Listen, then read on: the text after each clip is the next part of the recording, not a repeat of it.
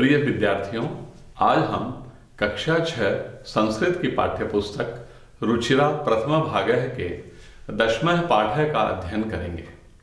10वें पाठः शीर्षक है कृषिकाः कर्मवीराः।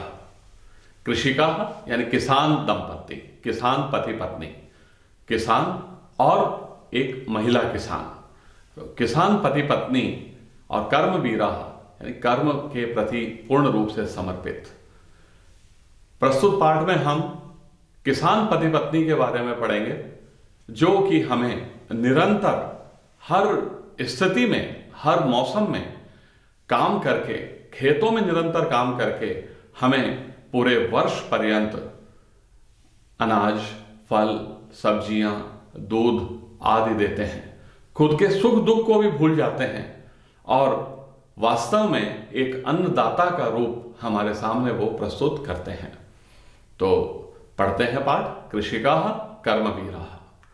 प्रथम श्लोक है सूर्यस्तपतु मेघा वा वर्षन्तु विपुलं जलम कृषिका कृषिको नित्यं शीतकालेऽपि कर्मठौ। सूर्य तपतु, सूरज तपे, सूरज अत्यधिक गर्मी दे, सूर्य जलाए, मेघावा या बादल, वर्षन्तु विपुलम जलम, विपुलम मतलब अत्यधिक, जलम यानी पानी, वर्षन्तु यानी बरसाए।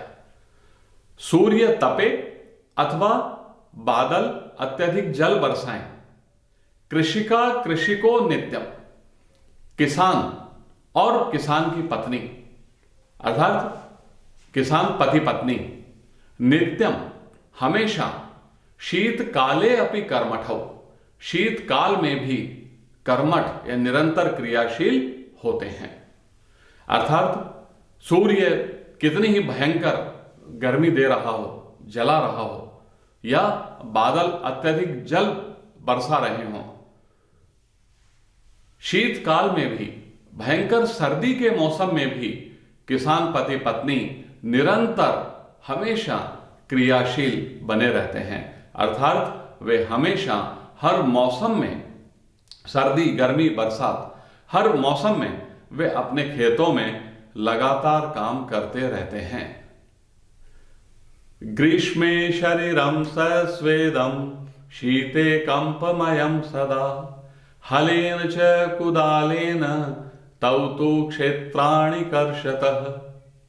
ग्रीष्मे शरीरम सस्वेदम, उन दोनों का गर्मी में शरीर सस्वेदम पसीने से युक्त हो गया हो, शीते कंपमयम सदा या सर्दी में कांप रहा हो, कंपन से युक्त हो रहा हो शरीर, परंतु वे दोनों अर्थात किसान दंपत्ति, किसान पति पत्नी हलेन च कुदालेन, हल और कुदाल से, कुदाल यानी फावड़ा, हल और कुदाल से क्षेत्राणि कर्षत, खेत को जोतते रहते हैं। अर्थात गर्मी में उन दोनों का शरीर पसीने से लथपथ हो जाए या सर्दी में शरीर कांपने लगे, परंतु हल और कुदाल से, हल और फावड़े से वे दोनों अपने खेत को जोतते हैं, खेत की जुताई में लगे रहते हैं वे। पादयोर्न पदत्राणे शरीरे वसनानिनो निर्धनम जीवनम कष्टम सुखम दूरे ही तिष्ठति।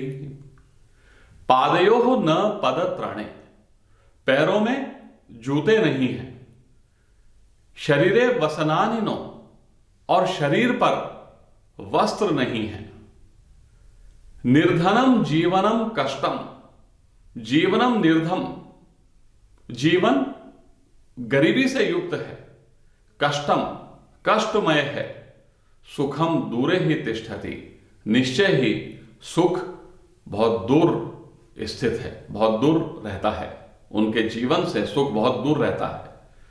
अर्थात किसान के पैरों में जूते नहीं हैं, वह नंगे पैर ही खेत में काम करता रहता है, शरीर पर कपड़े भी नहीं हैं। किसान का जीवन निर्धन है, गरीबी से युक्त जीवन है, कष्टमय जीवन है और निश्चय ही सुख उनके जीवन से बहुत दूर रहता है, परंतु फिर भी वे खेतों में निरंतर हम सब के लिए काम करते रहते हैं।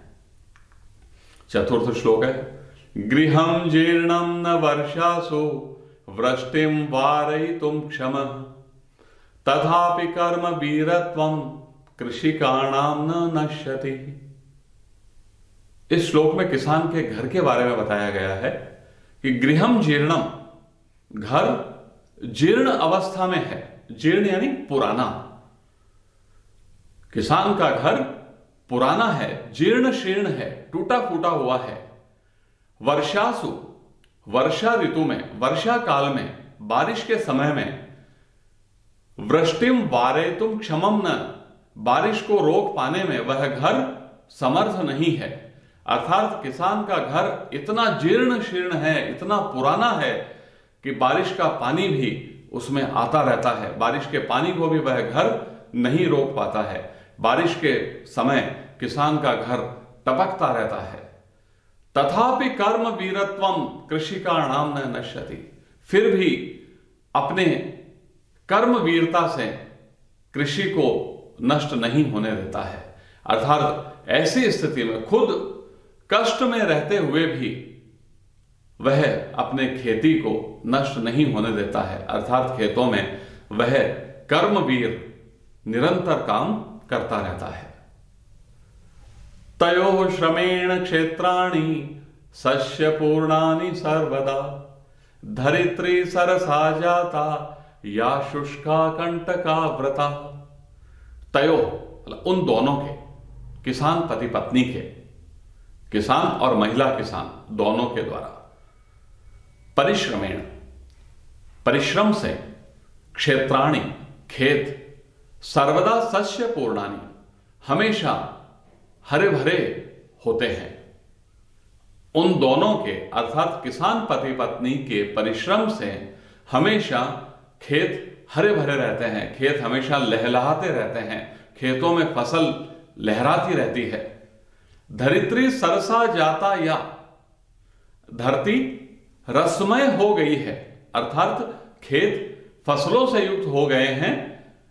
या शुष्का कंटकाव्रता, जो धरती सूखी और चारों ओर से कांटों से युक्त थी, अर्थात जो धरती, जो पृथ्वी, जो जमीन सूखी और चारों ओर जिसमें कांटे फैले हुए थे, वह धरती किसान पति पत्नी के परिश्रम से आज हरी भरी हो गई है, रस युक्त हो गई है। वास्तव में किसान के परिश्रम की जितनी प्रशंसा की जाए उतना ही कम है। जो धरती कल तक हमें सूखी और कांटों से युक्त दिखाई देती थी, किसान के परिश्रम से आज उसी धरती पर फसल लहलहाने लगती है, वह धरती हरी भरी नजर आने लगती है। शाकम अन्नम फलम दुग्धम दत्वा सर्वेभ्य एव तौ क्षुधा तृषा कुलौ नित्यम विचित्रौ जनपालकौ। शाकम सब्जी, अन्नम अन्न, फलम दुग्धम फल और दूध, दत्वा सर्वेभ्य एव सबको देकर, सबको सब्जी, अन्न, फल, दूध देकर, तो वे दोनों किसान पति पत्नी क्षुधा तृषा कुलौ नित्यम, हमेशा भूख और प्यास से आकुलौ यानी व्याकुल रहते हैं, बेचैन रहते हैं। विचित्रौ जनपालकौ, ये जनपालक, जनपालक यानी जनता का पालन करने वाले, लोगों का पालन करने वाले, अर्थात अभिभावक विचित्रौ, विचित्र होते हैं, अद्भुत होते हैं। किसान पति पत्नी अपनी मेहनत से, अपने परिश्रम से लोगों को सब्जी, अन्न, फल और दूध देते हैं, परंतु वे खुद भूख और प्यास से बेचैन रहते हैं। अर्थात वे अपनी भूख और प्यास को भुला देते हैं, केवल लोगों के सब्जियां, अन्न, फल, दूध की व्यवस्था करने में, और अपने परिश्रम से सब लोगों को वे सब्जियां, अन्न, फल, दूध के द्वारा उनका पालन पोषण करते हैं। और खुद भूख और प्यास से बेचैन रहते हैं, व्याकुल रहते हैं। वास्तव में ऐसे जनपालक, ऐसे अभिभावक विचित्र होते हैं, अनोखे होते हैं, अद्भुत होते हैं। इस तरह किसान पति पत्नी एक तरह से वास्तव में अन्नदाता का जीवन हमारे समक्ष प्रस्तुत करते हैं और खुद कष्टमय जीवन व्यतीत करते हैं। धन्यवाद।